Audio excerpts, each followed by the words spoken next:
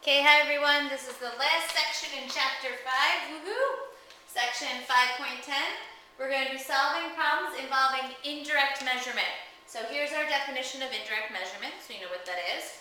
It allows you to use the properties of similar triangles to find measurements that are difficult to measure directly. So something that's too big or too long or too high that you can actually get to. Surveyors use this when they're looking and investigating things. So, number 1, using surveying methods for indirect measurement. A surveyor wants to find the distance, RS, across the lake. He constructs a triangle, PQT, similar to triangle PRS, and measures the distances as shown. What is the distance across the lake? Okay, so now we're going to have to use these sentences to figure out what is similar to what we're looking for.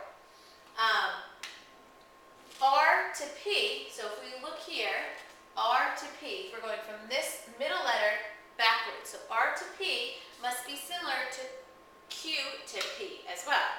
So this 60, which is what R to P is, must be similar to Q to P, which is 25. So that helps us figure out what the measurements are. Equals the X on the big triangle, which is same on the 60 on the big triangle, must go with the 12. Okay, so again, the surveyor is someone who wants to figure out the distance across the lake, and you can't exactly take a measuring tape and kind of put it on one side and then swim across or, row a boat across to figure out the distance. Now I solve for X by doing my cross products. I have 25X equals 720 divided by 25 on both sides. X equals 28.8, and now we're going to need some units. Everything there is meters, so meters. Okay, hopefully you wrote down the problem, you sketched the picture out so you know what we're talking about, and here's our proportion. Okay, I'm going to do another one with you, but this time we're going to use shadows, and then you're going to try one on your own, and that's it for today.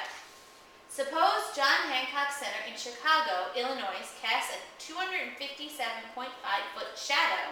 At the same time, a nearby tourist casts a 1.5-foot shadow.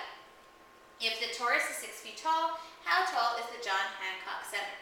The reason why this works is because if you have the sun, I'll put the sun here,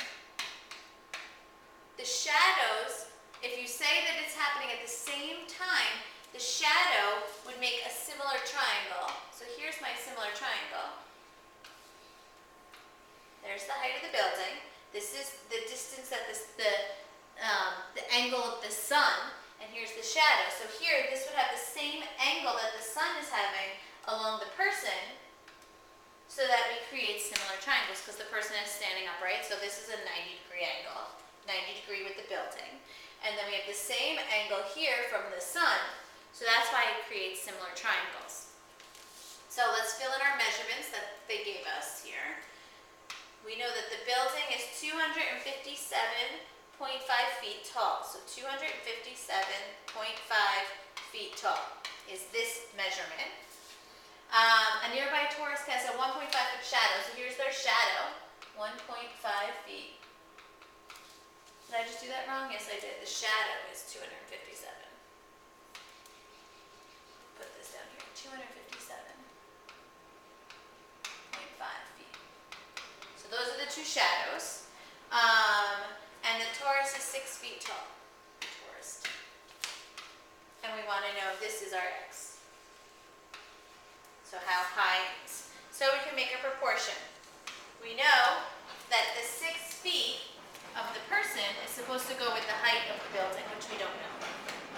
And then we know the shadow that the person creates is 1.5, and the shadow that the building creates is 257.5. Then we do cross products. 1.5x equals 257.5 times 6 is 1,545 divided by 1.5.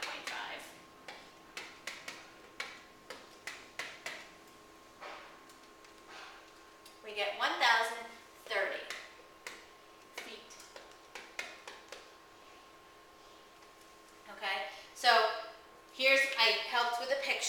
understand the problem. We did the height of the person compared to the height of the building, and we compared the two shadows. Here's our proportion, and we solved.